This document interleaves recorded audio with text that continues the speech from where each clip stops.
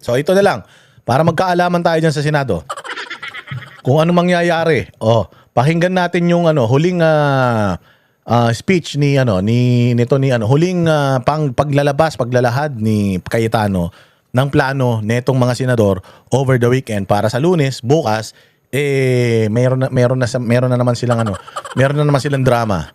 Saturday, weekend, alam ko maraming nagdi-deep breath. Kami, and dahil inside story, what's happening in our minds and hearts. So magandang hapon. Sabi po sa Hebrews 11, of course, if you have time to talk about two words, faith.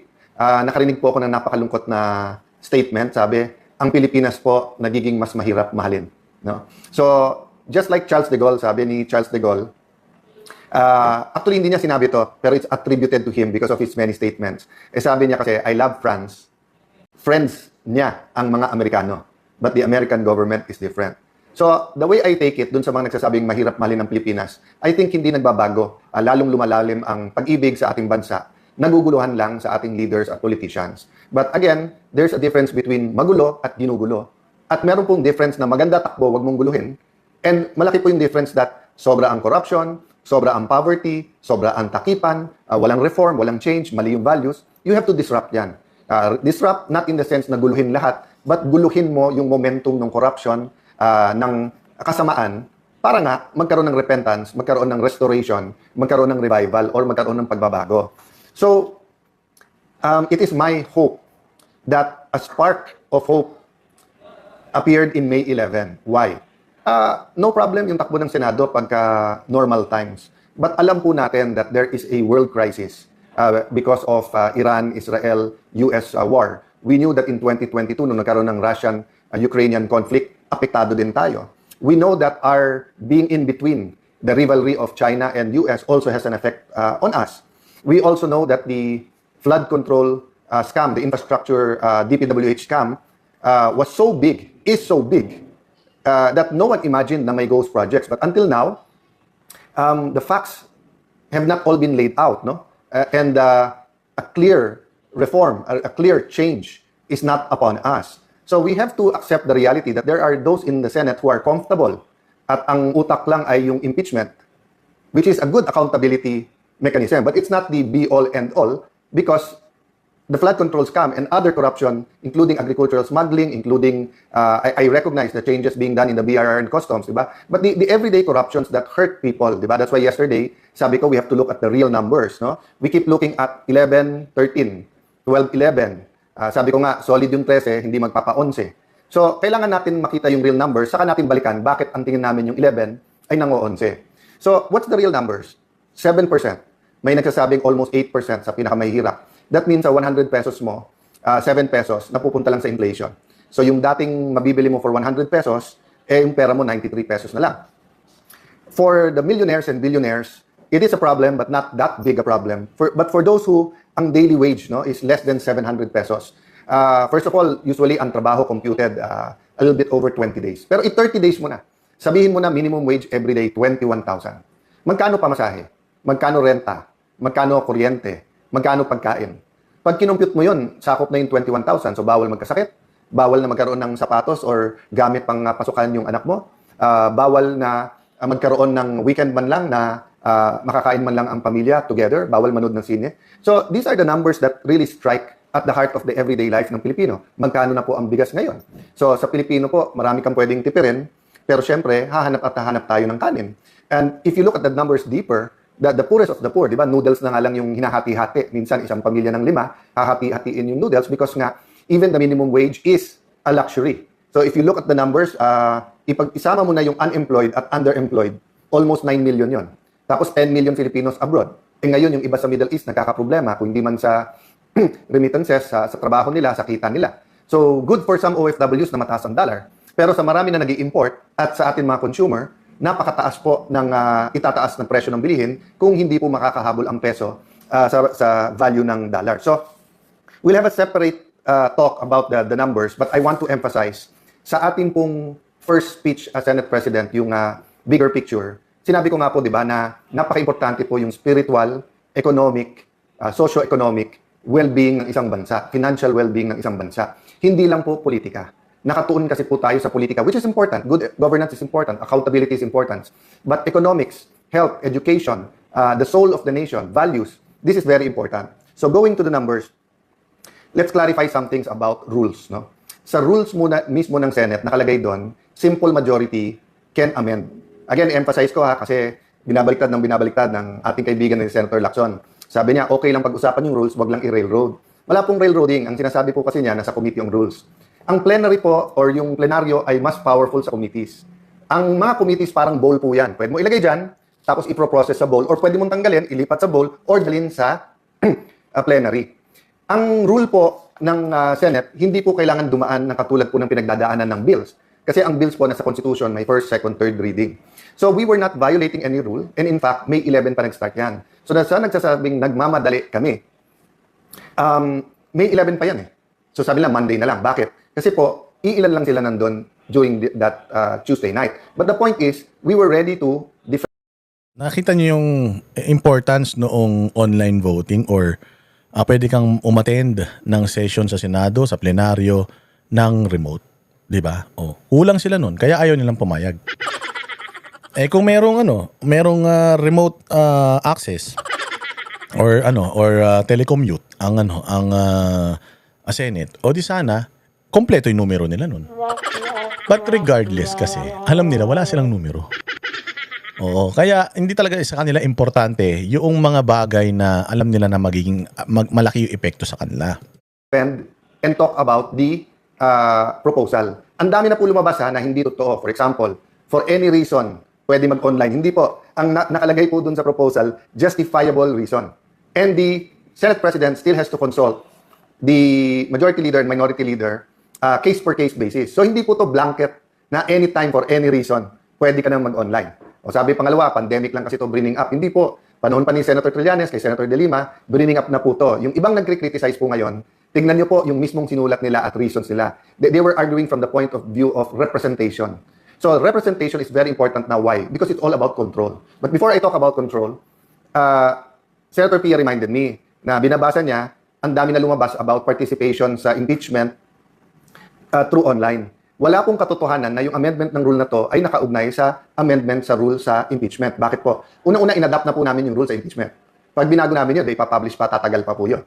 So, ngayon po, ang pinag-uusapan ay rule sa Senado. Wala pong katotohanan yung mga nagpo-post na nagsasabing, eto po ay may kilalaman sa impeachment. Why is control important? Because the chairman schedules the hearing. So meaning, kung mababalik sa kanila, is-schedule ba nila yung flood control hearing? Kung is-schedule nila, kontrolado din po ng majority at ng chairman sino ang iimbitahin. Kontrolado din kung once a week, once a month. Dati po, wala naman yung partial report eh. Kaya nga, paulit-ulit ko sinasabi, ang kailangan impartial, not partial. And paano ka maglalabas ng partial na hindi mo pa nabubuo yung theory kung ano talaga nangyari? Tingnan niyo po, sabi ng Office of the Ombudsman, may mastermind. Sabi ni Senator Lacson, walang mastermind. So paano ka maglalabas ng report na partial pa lang? And then, paano nangyari yon? Napanay oposisyon, napanay sa Senado. 1 trillion budget, sa administrasyon, walang involved dito. Sa ibang mga panig ng gobyerno, walang involved pa dito. So, I'm not going to go into the details precisely because gusto natin independent at gusto natin yung committee ang magpatakbo. Nagulat lang po ako na sa lahat ng pwedeng maging reaction ni Senator Tito, sabi niya it's illegal. Papasalamat ako sa mga matitinik nating mga netizens na una pa kayo na tinignan yung Section 18 ng rules ng Senate at yung Section 20 ng rules on investigations in aid of legislation. But assume natin tama si former Senate President Soto at bawal mag-create ng subcommittee. Hindi po bawal nasa rules po yan. But sabi mo, then all the majority has to do is for the chairperson, Senator Pia Cayetano, to come out herself with the notice on Monday. So, ang point ko sa lahat ng pwedeng reaksyon, bakit parang ayaw talaga na ituloy ito? No? So again, we're not here para manggulo. Kami ang ginugulo. We're not here para dagdagan pa ang problema ng So kita mo even Tito Soto nagkakalat na ng fake news. Na illegal daw, hindi pwede. Nagkakalat na ng fake news yung mga troll army nila, mga vloggers nila, nagsasabi na para amyendahan or para makaapekto doon sa rules ng impeachment, ano na yun, inadapt na nila. So hindi na pwedeng baguhin yun kung ano yung inadapt nila. So talagang ayaw lang nila ito. At the fact na si Tito Soto nga nagsisimula na siyang mag-fake news, ibig sabihin, takot talaga sila dito sa Blue Ribbon Committee na to. Kasi hindi na napag-uusapan yung ano yung impeachment ni VP Sara eh. Wala na eh. Wala na doon yung atensyon ng tao. Ang atensyon talaga ng tao, actually, sumikat itong ano na to, itong Senate na ito, 'di ba? Nung diyan sa Congress, nung inimpeach na si Inday Sara, supposedly yun ang balita eh. Pero mas na-overpower, na-overshine nung nangyari sa Senado, yung kay Bato, change ng leadership, mas na-overshine yun noong pinaghirapan na publicity stunt, impeachment ni Inday Sara. Silang napag-usapan, yung impeachment ni Inday Sara, wala, natabunan agad-agad kasi nga hindi naman interesado yung mga tao sa impeachment talaga.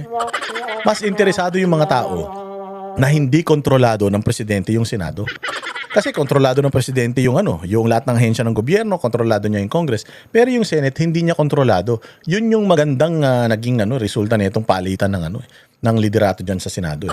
So ngayon kung ano yung mga pinapakalat nila ng mga fake news in the guise na or in the hopes na masira itong reputasyon ni Alan Peter Cayetano, seasoned na po ito, senator na po ito. At the same time, naging Speaker of the House din ito. And mahusay ito. Tapos itatapat mo sa debate sa kanya yung mga engot-engot na mga taga-minority, si Risa Ontiveros at yung dalawang tulpo na putang ina niyan. Nakatiting lang ang mga utak. Mahihirapan talaga sila. So kaya ito, maganda tong sinasabi niya, ini-expose ni Cayetano. Maganda nito mga pagka live ni Cayetano talagang ipopost ko yan kahit dito sa YouTube natin kasi natin yan panlaban natin yan dun sa mga negative propaganda paninira nito nila Lacson Tsaka nito nila Tito Soto Yan yung mapanlaban natin. Kaya ako ina-upload ko talaga yan para maraming makapanood at hindi ma-brainwash netong mga magnanakaw na 11. Pilipino. We're here para yung hindi maayos, ayusin. So until we have true repentance and true reforms, corruption will continue at the highest levels. I was sad because I've been saying this for 3 weeks. I've been saying independent investigation because I do believe the president is being given wrong information. So nung sinabi niya yung barilan, paulit-ulit sinasabi ng NBI at DOJ, wala sa Senate. We have evidence, so mapipilitan kami na i-hearing din yan. So the Committee on Public Order will hear, will get to the bottom of this, will bring the NBI, the DOJ, PNP, DILG, lahat ng nag-iimbestiga, sabay-sabay na kami ni-imbestigahan lahat. No? So I want you to understand that the rule about voting is tied to the control. So totoo, 13 ang kailangan para mapalitan ng SP. Pero ang magpapatawag po ng hearings ay yung chairperson. So isang strategy po ngayon ng 11, kaya napansin niyo po, every weekend, sila ang gumagawa ng sinasabi nila, may babaliktad, may sasama na sa kanila, may nag-iisip. Alam niyo po, ang kudeta, ang isang essential element po dyan ay stealth o kaya yung tahimik, ibubulaga ka, magugulat ka. Bob, katulad na nangyari. Di ba, manabulaga na lang sila. Boom! Biglang bago na yung Senate President. Ito, ang ingay-ingay ni Tulfo. Ni Rapi Tulfo, tsaka ni Erwin Tulfo. Si Erwin Tulfo, particular, pati yung kuya nilang si Mon Tulfo na abnormal. Ang ingay-ingay na kesyo may babaliktad na. Meron na mga nag-iisip. Ulul, kung meron talaga, hindi ka magsasalita. Kung meron talaga, tahimik ka lang, mangyayari na lang yan sa Lunes para hindi makapag-prepare itong bagong majority. Pero the fact na ang ingay mo, the fact na pinapangalandakan mo sa mga media ng mga kaibigan mo, pare-parehas na mga tulonggis, na may babaliktad na. Wala. Ibig sabihin, walang babaliktad. Ganyan din yung sinasabi nyo ng mga nakaraang linggo pagdating ng Lunes. Putangin na nyo, nagsipag-walkoutan kayo noong Miyerkules. Pagdating ng Lunes, kala namin bagong liderato, yun pala may bago kayong drama. Diba? So bakit sila maingay about it? One is to try to create distrust among the 13. Secondly is to create pressure. And number 3, bakit nila pinipredict? May huhulihin dyan, may arrestuhin, ganyan. Okay. Because may mga kakampi sila sa kabinete. That's very clear, no? So my point is this, no? One of their intent is to not allow the electronic or teleconferencing or any kind of online voting para pag sila majority sa floor, aagawin nila yung mga committee. At pag naagaw yung mga committee, sila na naman magdidikta ngayon kung anong pwede i-hearing o hindi. Nakita nyo po na inaalok namin ng committee, they can read their members anytime. So nagugulat lang ako kay, let's say kay Senator Erwin, paulit-ulit na wala daw napasa during my time and mabagal, etc. Pero nandiyan na yung mga malalaking committee, hindi sila nagpapalista as members. Dati nag-uunahan pa. So I'll try not to make as much comments regarding the senators because I do believe when you're Senate President of the whole Senate. I can make a list para kontrahin yung sinabi ni Senator Lacson of bending backwards. Sila bending the law, bending the rules. Ako bending backwards. Lahat ng request nila, hindi ko na isa-isahin. Basta't kaya ginagawa. Sa impeachment po, consensus. I did not dictate anything and maayos na lahat yan. So again, I want to emphasize the priorities of this majority. No? One is the soul of the nation, so good governance. Okay? Kasama po dun sa good governance, hindi lang yung accountability, which is the committee hearings and the impeachment. Kasama din po dyan yung mga legislation that goes into the real numbers o yung economics para hindi gutom ng ating mga kababayan, para walang temptation for crimes and for corruption. Di ba? So, kasama sa good governance, accountability, blue ribbon, kasama din po dyan yung impeachment, no? Then, as I said, kasama din po dyan yung real numbers. So, many other things will come up. There are administrative things. But as you see, no? Sabi nga nila, they're throwing everything, including the kitchen sink at you. No, they're throw even the kitchen. Tinatapon na sa amin. Anything they can think of, kaso daw. So guys, what can you do? One, pray for us. Pray for the nation. Two, tutukan. Res ipsa loquitur. The thing speaks for itself. Read between the lines. Anyone can speak. Pero tignan nyo kung sino nagsasabi ng totoo. So let me stop there and ask for prayers, for reflections, for insights during this weekend. Hopefully, both sides will have their numbers in full force Monday. But yun nga, tuloy kasi yung takutan at yung sinasabing maaresto na and then kung sino-sino ninaname nila na babaliktad. What's happening in the Senate, lahat tayo may stake dyan.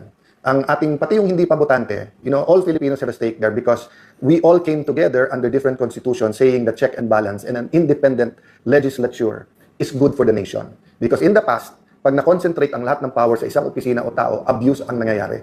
Ngayon nga po, separate ang House at Senate, separate ang judiciary, separate po ang executive. Nagkaroon ng flood control scam. Nagkaroon ng kung ano nung smuggling. Nagkaroon ng yung problema sa BIR, di ba? In the first few years, yung kung ano-anong nabuko ng mga kalokohan. So, it's ongoing in every level of government, from the barangay until the national government. So, if power is going to be concentrated just in the executive, kawawa naman tayo. I don't think the president wants this. And I continue to extend a hand of working together professionally. But I really think he's not getting the right information. So I do hope that the senior officials in the cabinet... No? Maniwala kang walang impormasyon, mali yung impormasyon na kukuha ni Bongbong. Bobo lang talaga siya.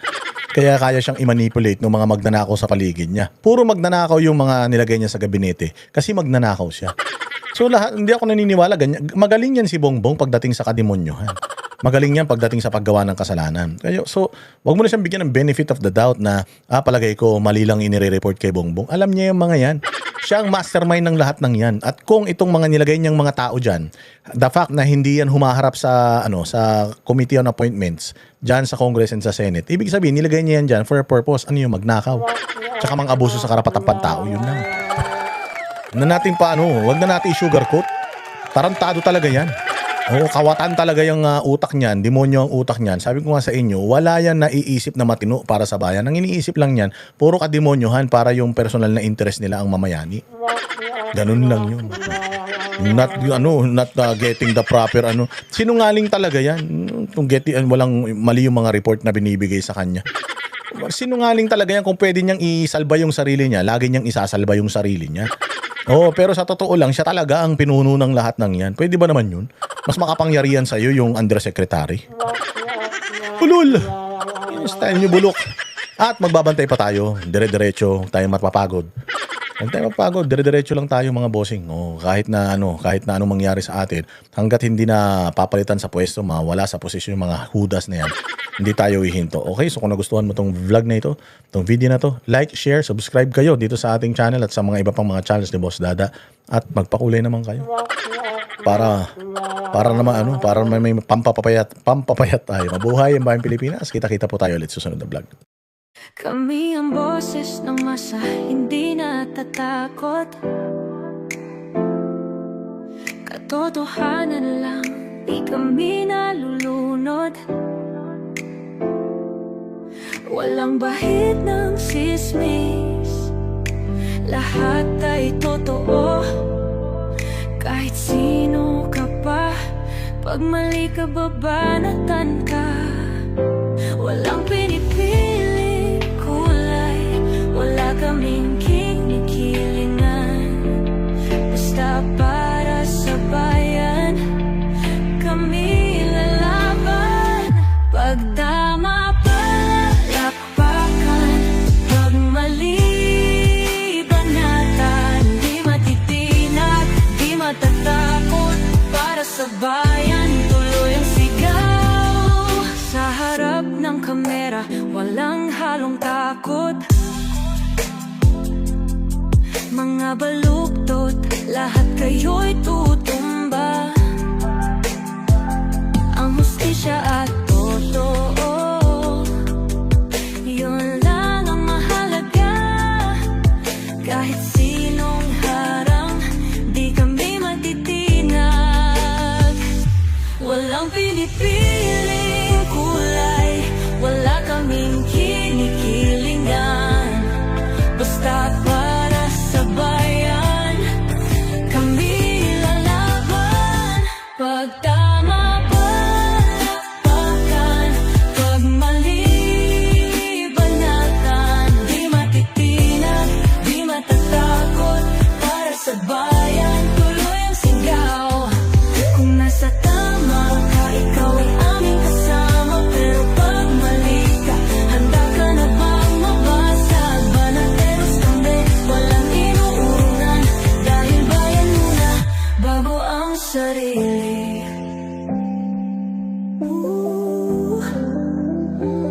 Bago ang sarili.